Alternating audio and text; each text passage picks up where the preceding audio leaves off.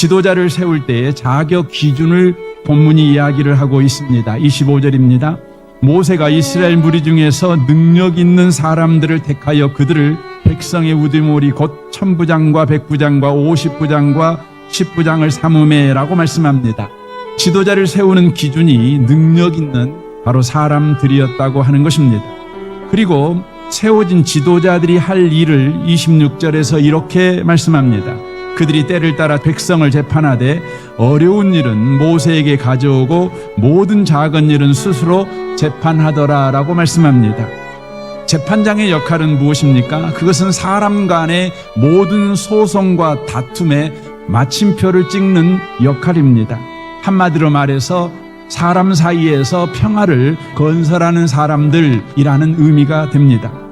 이렇게 사람 사이에 평화를 건설하는 사람들을 모세가 세웠습니다.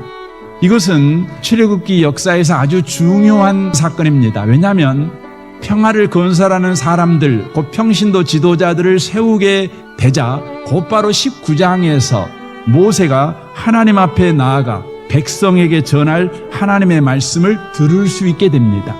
모세로 하여금 백성들에게 전할 하나님의 말씀을 온전하게 듣고 그것을 전달하는 역할을 온전하게 수행하게 하기 위해서 우리 하나님께서 바로 모세의 장인 이드로를 시켜서 모세로 하여금 지도자들을 세우게 하셨다고 하는 것입니다. 구약의 이 사건과 동일한 내용의 사건이 신약 성경에도 기록되어 있습니다. 사도행전 6장을 보십시오. 1절입니다. 그때에 제자가 더 많아졌는데 헬라파 유대인들이 자기의 과부들이 매일의 구제에서 빠짐으로 히브리파 사람을 원망하니 12사도가 모든 제자를 불러 이르되 우리가 하나님의 말씀을 제쳐놓고 접대를 일삼는 것이 마땅하지 아니하니 형제들아 너희 가운데서 성령과 지혜가 충만하여 칭찬받는 사람 7을 택하라. 우리가 이 일을 그들에게 맡기고 우리는 오로지 기도하는 일과 말씀 사역에 힘쓰리라 하니 라고 말합니다. 교회가 최초로 평신도 지도자를 세우는 사건을 기록하고 있는 내용입니다.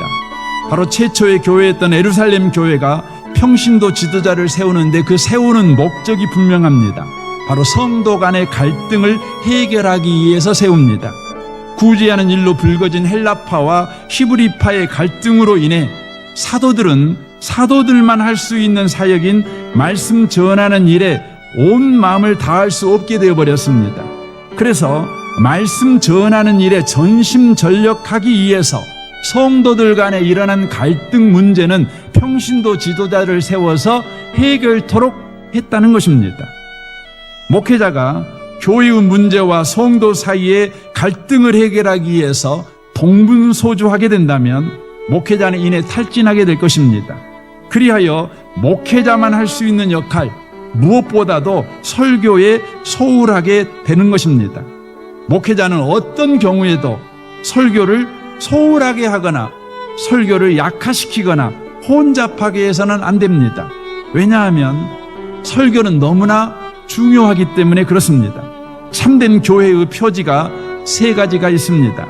그 첫 번째가 참된 말씀의 선포이며 두 번째가 참된 성례이며 세 번째가 참된 본증입니다.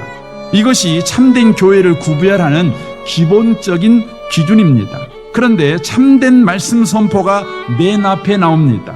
그 이유가 어디에 있습니까? 바로 참된 말씀의 선포만이 모든 것을 바로 세우기 때문에 그렇습니다.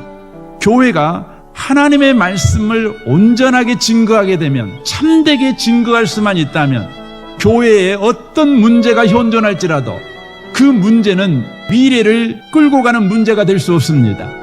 강단에서 선포된 말씀이 그 교회의 미래가 될 것입니다. 저와 여러분의 삶이 그렇습니다. 현재 저와 여러분의 삶에 많은 산적한 문제가 있습니다. 하지만 그 문제가 우리의 미래가 되어버리는 경우가 있습니다.